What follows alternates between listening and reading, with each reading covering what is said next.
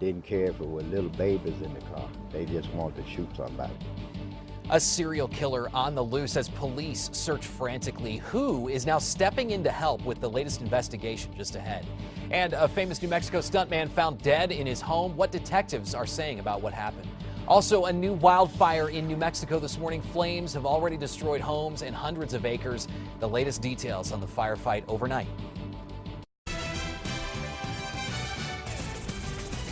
Good morning, everybody. Many residents in a small New Mexico town are out of their homes this morning. That fire, blazing in Tiburon just south of Cloudcroft, has now burned close to 200 acres. News 13's Catherine Mazzone has the latest details and what we've learned overnight. Catherine? Adam, officials say about 10 homes and outbuildings are destroyed as firefighters work to get a handle on this fast-moving fire. If it gets out of control, it burns all of us, and that's what they're going to be doing, is thinking about taking care of their fellow people. Arlen Ponders, Cloudcroft's public information officer, that was him there. He tells us the Forest Service and 10 additional departments are working to fight this blaze. Air tankers, along with a number of ground crews, are also working the fire. Take a look at this video from Sky News. The fire started at about 3:30 yesterday afternoon in northeast Tiburon, then quickly moved south towards the village. Along with 10 structures, the blaze destroyed 2 fire trucks that couldn't move fast enough. There are no reports of injuries. Officials say Otero County deputies went door to door evacuating residents. Ponder tells us about 40 people checked into the makeshift shelter at the Cloudcroft gym. Their pets, too. He says more than half of them are staying the night.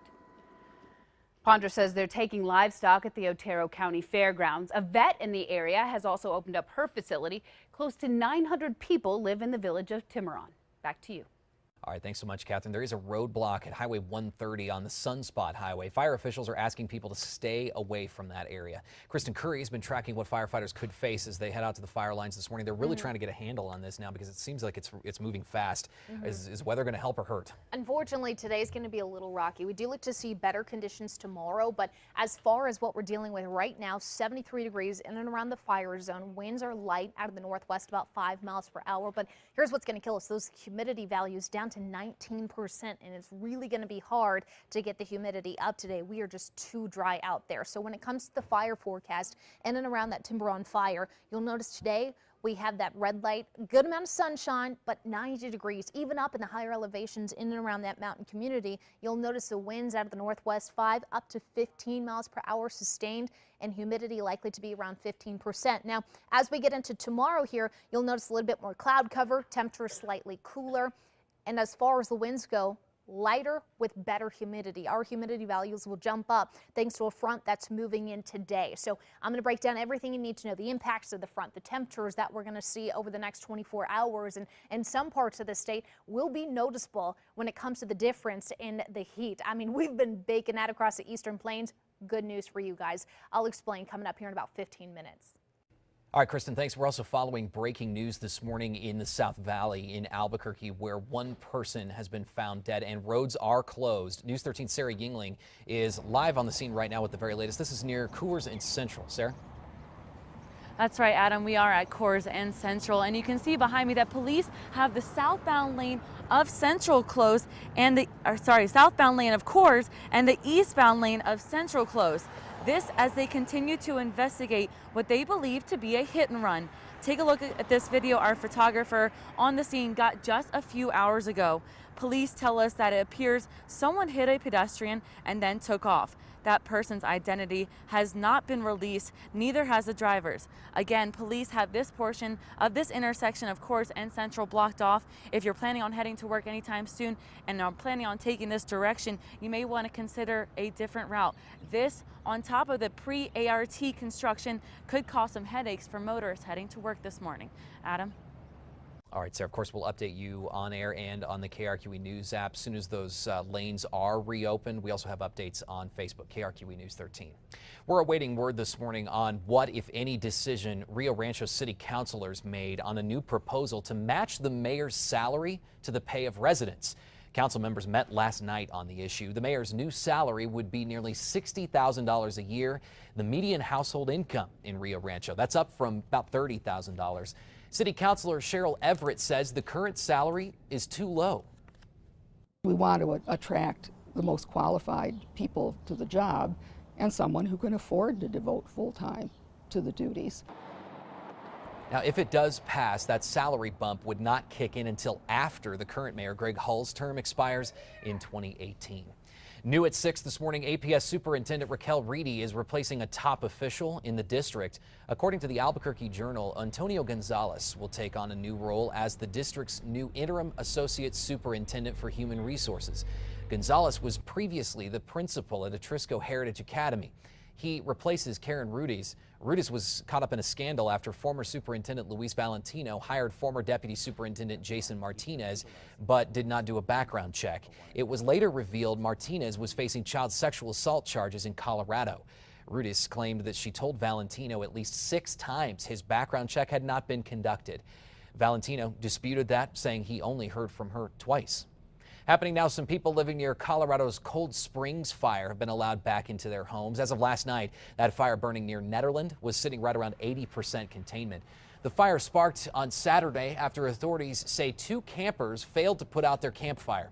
They have since been charged with arson. At least 8 homes were destroyed by the fire, which was 560 acres at one point. For now, crews say they're monitoring hotspots as they work to get containment up to 100%. They do expect that full containment to come by the end of today. Time is coming up on 6:07. Happening now, a $30,000 reward is being offered in Arizona for information leading to the arrest of a man who police are now calling a serial killer. According to investigators, he has already killed at least 7 people in one neighborhood. The latest victims, a mother, her daughter, and a friend. 14 bullets in my daughter, 12 bullets in my granddaughter, 8 bullets in the other girl. That's 34 bullets. 12-year-old Malia is the youngest victim. 7 people have been killed, 2 others injured since March within a 50-mile radius of each other. Investigators recently released this sketch of a possible suspect described as a light-skinned Latino or white man in his 20s. The FBI and U.S. Marshals are now helping investigate that case. Authorities are also investigating the death of a New Mexico stuntman this week. 35-year-old Jay Torres is known for his stunt work in Sicario, Rob Zombie's Halloween, and Terminator Salvation. Valencia County Sheriff's deputies say they were called to Torres' home in Tomé, south of Los Lunas, late Sunday afternoon. Medics performed CPR, but they could not revive Torres. Detectives say they're now waiting on an official cause of death, but Torres may have suffered heat stroke. We spoke with one of Torres' kickboxing trainers in Los Lunas.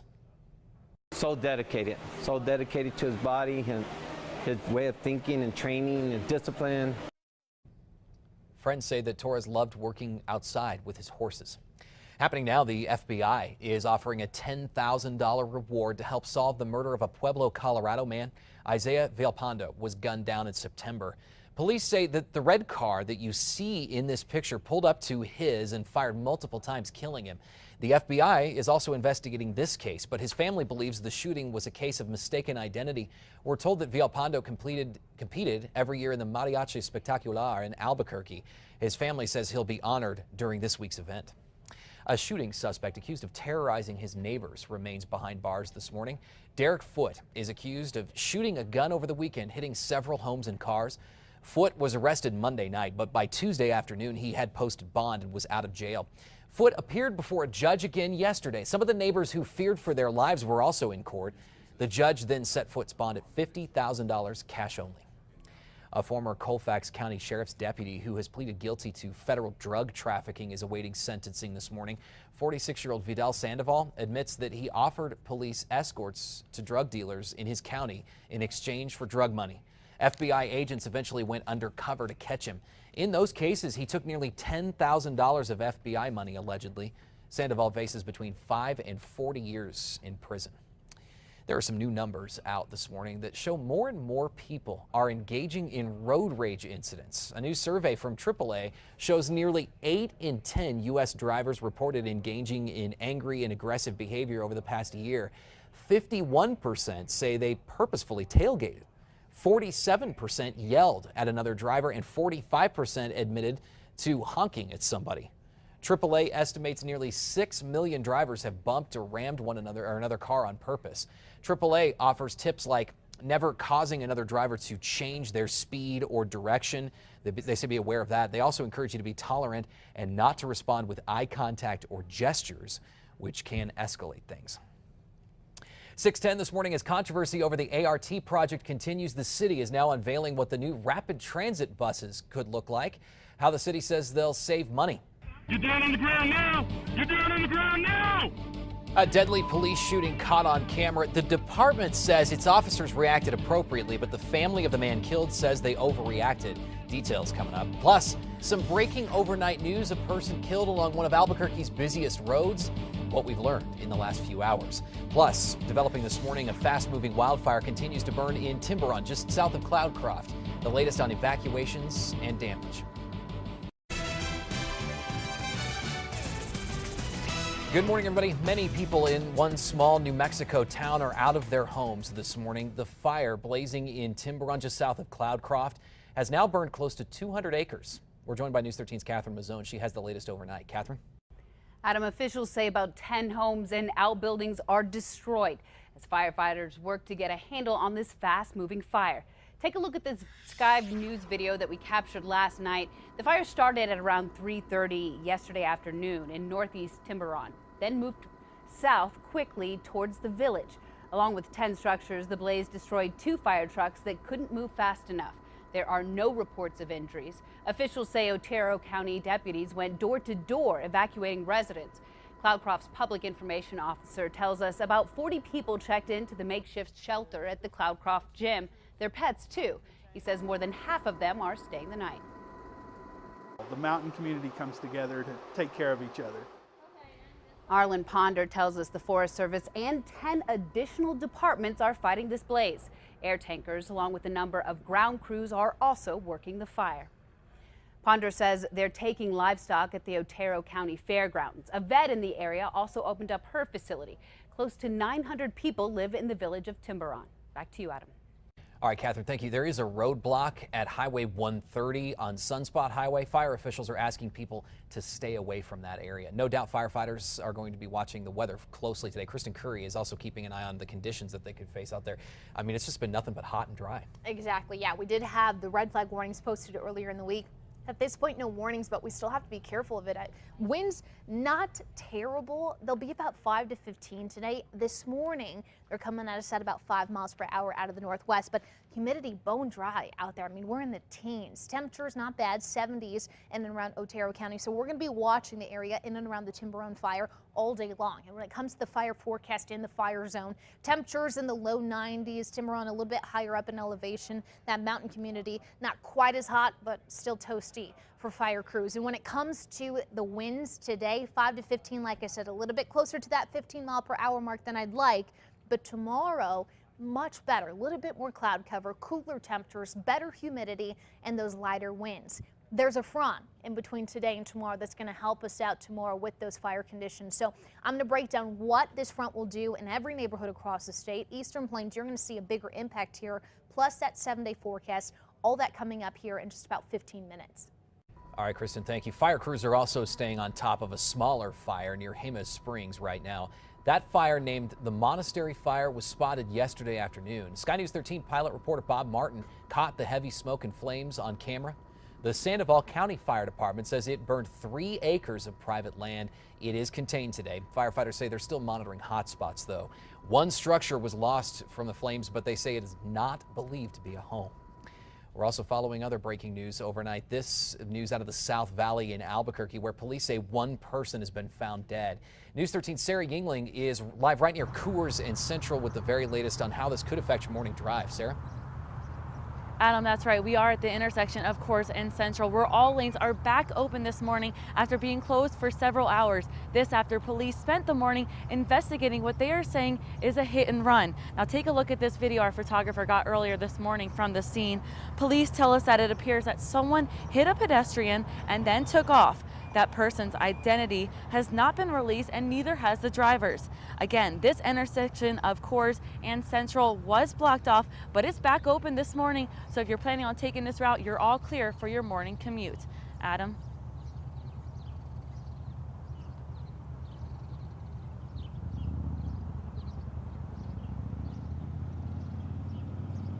Sarah, thanks so much. 6:34 this morning. News 13 has uncovered some new details that could explain why the new boss of the Bernalillo County Jail mysteriously backed out at the last second. We asked to speak with the county manager about why Michael Watkins no longer wanted the job, but she sent us to her spokeswoman, who wouldn't say why. Confidential sources tell News 13 posts on Watkins' Facebook page were a concern to the county. We looked online and found several posts like this one saying the president was only elected because of the color of his skin. One called President Obama, quote, another black con artist. We did reach out to Watkins, but didn't immediately hear back. When we asked the county about his posts, no comment. Any social media outlets or posts that happen to be on an applicant's site really isn't appropriate for us to discuss the content. The county says Watkins did sign the authorization form for a background check, but withdrew from the job before the county could complete it. Watkins was chosen out of 45 applicants for the position. The county says he has a background in corrections, law enforcement, and worked for the federal government. 6:36, in just over 3 weeks now, the Public Regulation Commission is scheduled to hold a public hearing that considers a deal between P&M and Facebook. The utility company is requesting expedited approval for an agreement with the social media site. Facebook needs a new data center and thinks that New Mexico could be the place for it, but wants the center to run solely off renewable energy. Facebook's plans include solar panels and a wind farm. That meeting is expected to happen on August 9th. Happening today, funeral services are expected to begin for the Minnesota man shot and killed by a police officer last week. His death was live streamed on social media and it sparked national outrage. 32-year-old Philando Castile was shot several times during a traffic stop after he told the officer he was licensed to carry a gun. An attorney for the family of Castile confirms that he did have a gun carry permit. Castile's death sparked national protest. It came a day after the death of Alton Sterling, who was also shot to death by police in Baton Rouge. Funeral services for Sterling are expected to be held tomorrow. Newly released lapel camera video out of California this morning shows the deadly shooting of an unarmed man in June. Now, quick warning, some people may find this video disturbing. You're down on the ground now! You're down on the ground now! Get your on the ground! Fresno Police Department! Drop whatever you have in your hand! Fresno police shot 19-year-old Dylan Noble twice as he approached them and twice while he was on the ground. His family thinks deadly force was not called for, but the chief is defending his officers this morning, saying Noble walked towards them with a hand behind his back and reached for his waistband while on the ground fumbling with an unknown object. That object turned out to be a piece of plastic with clay inside. Police say the officers were responding to reports of a man carrying a rifle down the street. Internal Affairs will investigate, and the district attorney will review the case as well. On the campaign trail today, Hillary Clinton is expected to travel to Virginia this morning, where she's expected to campaign alongside a potential VP pick, Tim Kaine. This as presumptive Republican nominee Donald Trump is also expected to announce his running mate in just over 24 hours. Trump tweeted out, quote, "I'll be making the announcement of my vice presidential pick on Friday at 11 a.m. in Manhattan. Details to follow." That's, of course, 9 our time tomorrow. The top names under consideration include Indiana Governor Mike Pence, former House Speaker Newt Gingrich, Alabama Senator Jeff Sessions, and New Jersey Governor Chris Christie. Libertarian Party presidential candidate and former New Mexico Governor Gary Johnson is reaching out to Bernie Sanders supporters today. In a new video, Johnson urged people who are still feeling the burn to consider the Libertarian Party option. It came just hours after Sanders endorsed Hillary Clinton. The video highlights Johnson's civil rights scorecard from the ACLU. Polls show Johnson at 10% right now. If he does reach 15%, he could be included in the upcoming national debates. One Indiana animal shelter is capitalizing on the Pokemon Go craze in a very creative way. It's asking players to volunteer to take shelter dogs out for a walk while trying to catch Pokemon. Dozens of new volunteers showed up yesterday. One woman, in fact, drove more than 45 minutes to participate. The new initiative has become so popular that shelter workers bought 20 new leashes to keep up with the demand. Wow, at least you're getting some exercise, I guess, and the dogs are too.